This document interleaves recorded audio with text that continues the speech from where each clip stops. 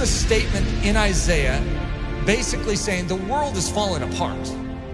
Staring back at Israel, saying judgment is turned away backward and justice stands afar off. For truth is fallen in the street and equity cannot enter. What's a God to do?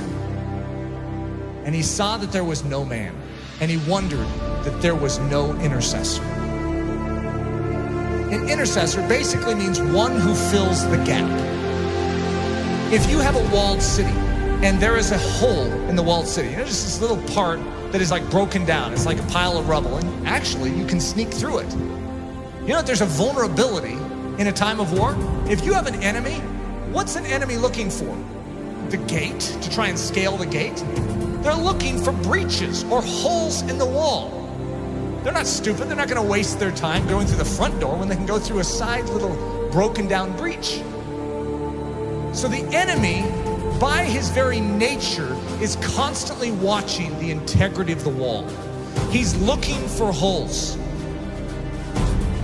We have massive holes in our life that give the enemy access to do with our life what he sees fit to do. We can say, that's horrible, I'm a Christian.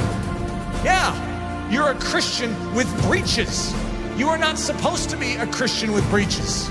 One of the key definitions of Christianity could be a man or a woman whose walls are repaired, who is made strong. Why? So that they are useful to God and they're not just constantly inwardly fighting demons.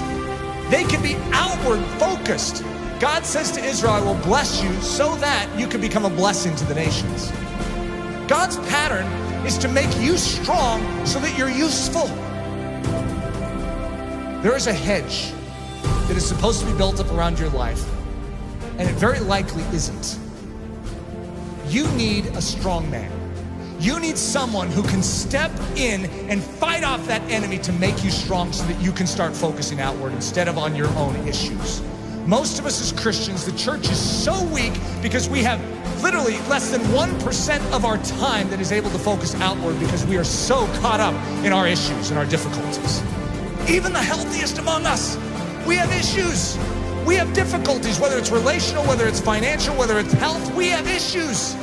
And there's a dying world out there. That estimated 150,000 people died and went to hell today?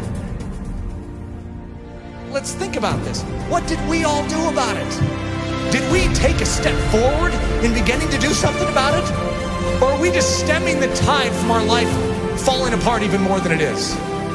We are living on the defensive instead of the offensive.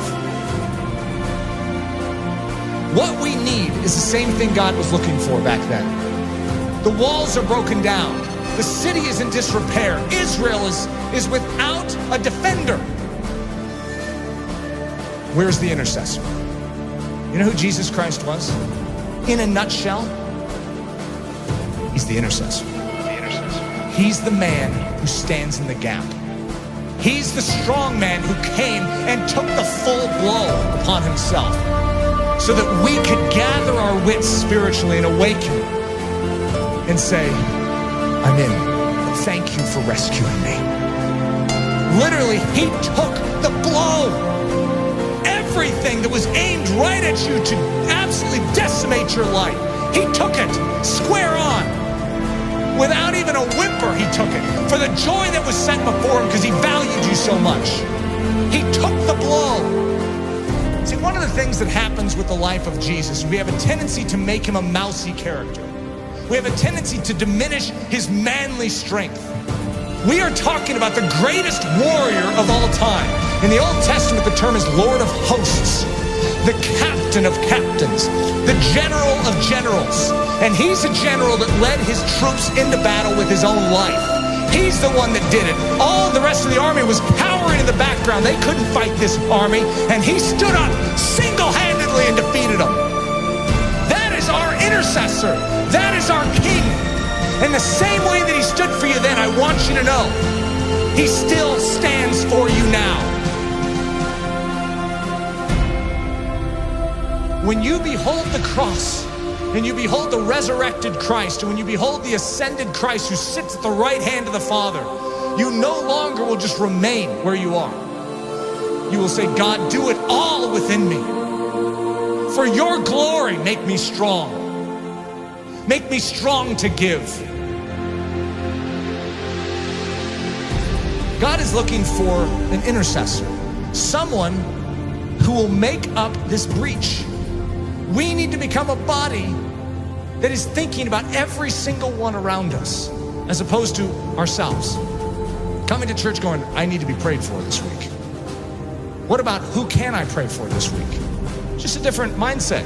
It's not what this church can do for you, but what you can do for Jesus Christ and this church. Think of that attitude shift, saying, God, you made this life and you have called me for more than just to save me. You have rescued me so that I could become a rescuer. Who needs rescued? Who needs help?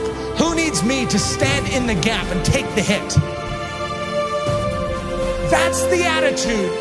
It's not your skin and how you can save it. It's how you can spend it for His glory. His glory. For His glory.